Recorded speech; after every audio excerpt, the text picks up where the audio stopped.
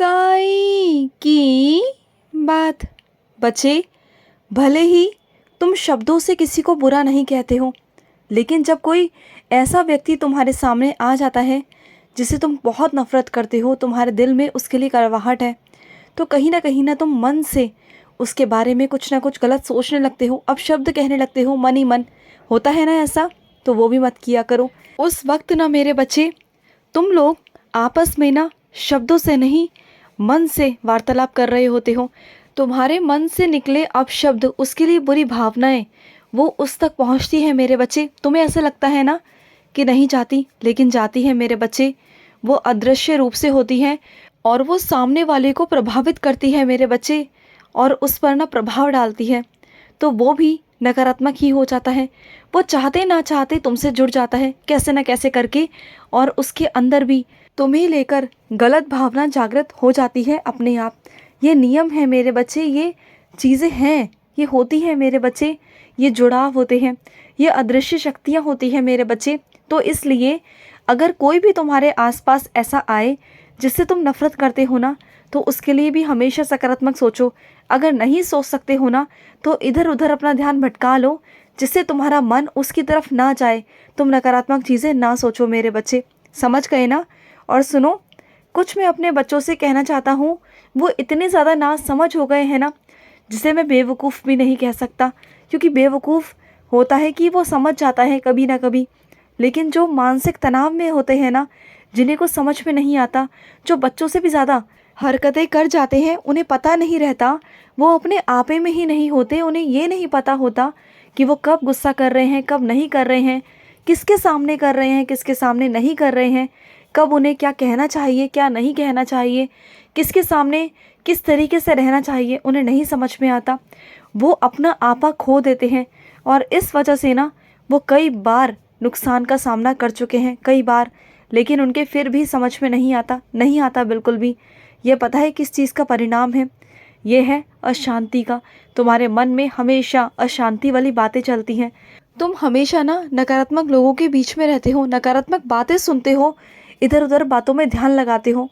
अगर तुम रोज़ मेरा 10 मिनट ही सही, मेरा अगर तुम ध्यान करोगे ना, तो तुम्हारे मन में सुकून और शांति आ जाएगी मेरे बच्चे। क्योंकि तुम्हारे मन को शांत करना बहुत ज़रूरी है मेरे बच्चे, क्योंकि तुम अभी बहुत बड़े पहाड़ से निकलकर, बहुत बड़ी मुश्किलों से निकलकर तुम्हें यहाँ तक निकाल कर लेकर आया हूँ मैं। पता है ना क्या क्या हुआ था तुम्हारे साथ, क्या क्या घटित हुआ तुम्हारे साथ? जानते हो ना इस बात को?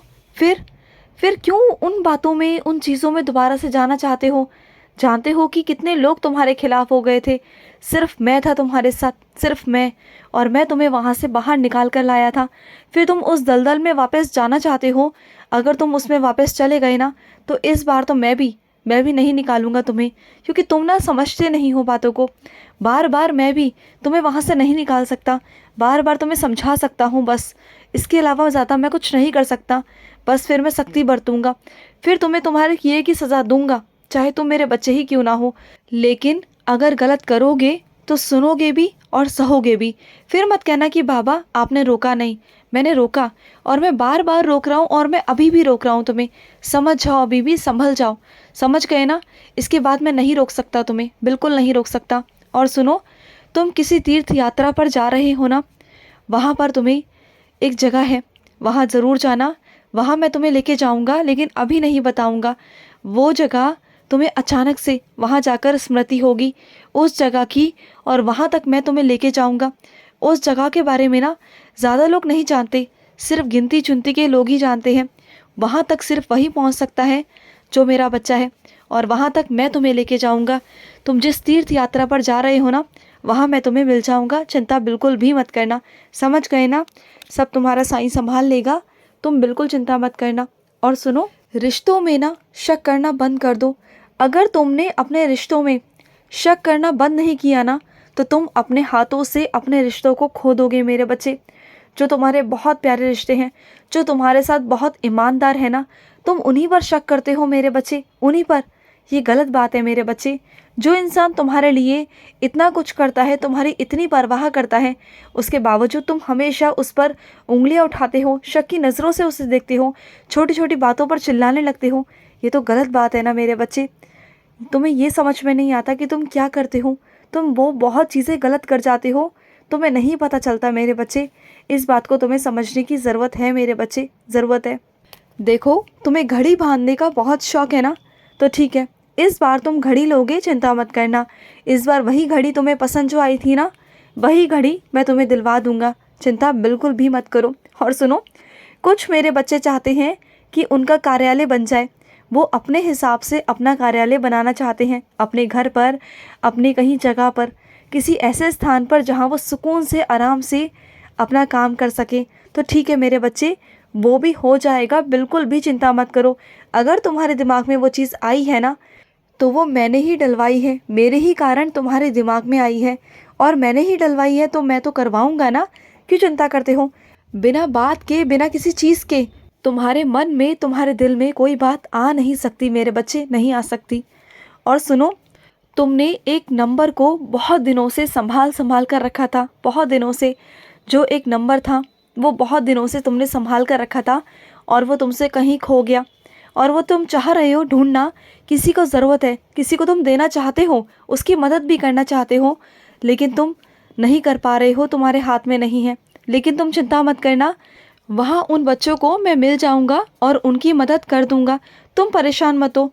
तुम बहुत दिनों से ढूंढने की कोशिश कर रहे हो, लेकिन तुम्हें मिल नहीं रहा। कोई बात नहीं मेरे बच्चे, हो जाता है कभी कभी, क्योंकि तुम बहुत व्यस्त रहते हो, और व्यस्त रहने के कारण ना तुम्हारा जो दिमाग है ना वो स्थिर नहीं रहता।